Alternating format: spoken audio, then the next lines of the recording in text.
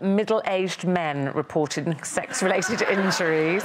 Men over 50, they're coming in with neck injuries, wrist fractures, ankle sprains, back problems. Yeah, but can I just say, quite serious, penile fractures. No, serious. It's serious.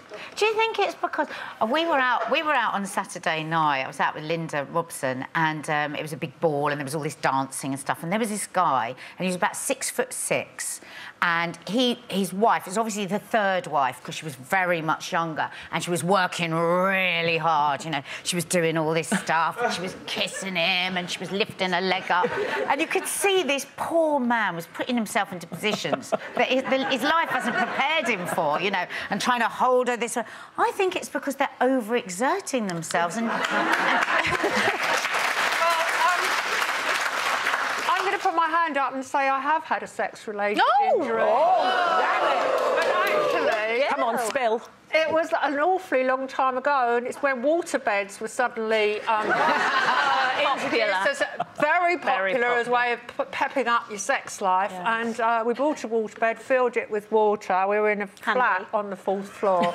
Never worked out how we were going to get the water out afterwards. And the first night, I had quite a few drinks to get in the mood, jumped on the bed, and we were going at it. And then... you can't stop it. You've set up a wave Emotion. and you can't stop it.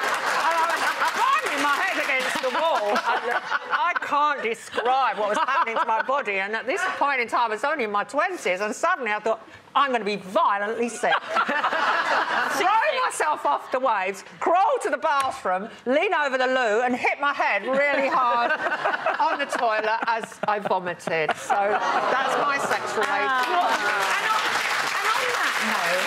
Where have carpet burns gone? Do you remember carpet burns? Well, it wasn't a good night if you didn't come home with a carpet burn. Carpet burns and love bite. Because they don't have carpets, they all have wood floors. All wooden floors They get splinters now. I remember a friend of mine once had one on her forehead. Oh, my God. Her forehead? Yeah, we did not stop laughing for weeks, imagining how she'd got this carpet burn. Yeah, I think it is the premise of young people. But the thing is... if people, you know, young people think people over 50 don't have sex anymore, they can't even bear to think about it, they think we're all ancient. But, you know, I'm actually slightly encouraged by the fact that these are people in their 50s and above who are still giving it a good go. I think the shower. If you want your sex life, frankly, the shower or the bath are the worst place to start. How many times without a partner have you got in the bath and you can't get out, let alone with somebody on top of you and there's God knows where the soap's gone? I don't think we want to take sex tips from you, Charlie. I have had a bit of a burn from having action on my snooker table. It's all coming out now, isn't it? Well, I think it was more that I was worried about marking the bays. I think we should get more serious with this. Did you say you liked the shower? Oh, they don't call me Nemo for nothing. On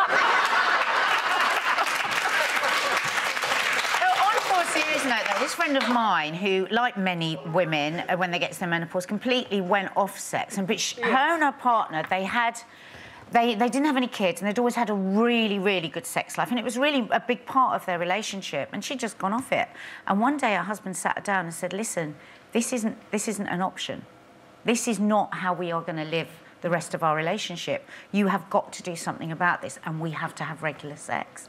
What do you think about that? Oh, you know... I think she did do it. She did go out, she investigated, she bought certain things, and she forced herself to get into the mood, and she said it did start to change, and she did get back into it. I admire him for saying that, because a lot of people don't talk about it. They can't talk about it, and there are stages in your life. You know, as an agony aunt, the letters you must... sex life. So did I. Don't do this, Ruth. Only last weekend I read a really sad one in one of the colour magazines where a man was saying, my wife is not very mobile and she's not interested in sex, and I think that I need advice because I want to go somewhere else to have sex. And he was counselled to discuss it with her, and I think sometimes, yeah, you might broach the subject, but the person might simply not want to have sex. And well, and then is that not pressure?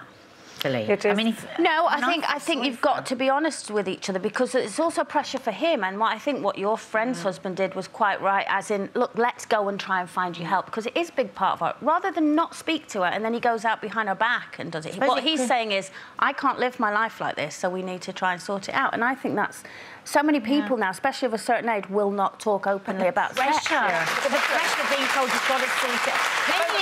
I can think you've got to be sensitive. I mean, if you know, they obviously had a very good sex life. I think you've got to be sensitive to your wife's menopause, your partner's menopause, because you can't help that happening to you. But I think if he helps her and they explore that together, not just like you go and sort yourself out. But if he said, look, we need to... the word explore makes me feel a bit funny. I'm already feeling the impression. Do you know what, though? I have to say, though, like Janet, I had a waterbed once. Yes. Yeah, but we drifted apart, so I got...